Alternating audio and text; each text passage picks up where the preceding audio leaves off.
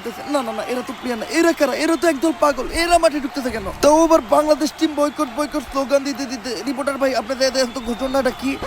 Boycott boycott 63 জেলা boycott, Bangladesh team boycott boycott. আরে ভাই, তোমরা এগুলা কি করতেছো? তোমরা সবাই মিলে মাঠের মাঝখানে ঢুকতেছো কেন? খেলা বন্ধ। বাংলাদেশ ক্রিকেট টিম 63 জেলা থেকে বয়কট। 63 জেলার কোন জেলায় বাংলাদেশ টিম নিরাপত্তা পাবে না। কিন্তু বাংলাদেশ ক্রিকেট টিমের অপরাধটা কি? বাংলাদেশ টিমের ফ্যান ফলোয়ার আমার জাঙ্গিয়া চুরি করছে। কিন্তু ভাই, আপনি তো কোনোদিন জাঙ্গা পড়তেনই না। আরে বেডা, কিছু একটা কই এত দোষের তলে ফেলান লাগবো।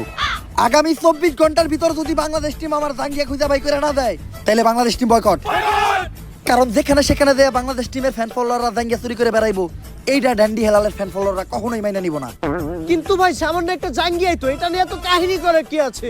কাহিনী করার কি আছে মানে? ডেন্ডি হেলালের জাঙ্গিয়া ওইটা মিনিমাম 50,000 টাকা বেচতে পারতাম।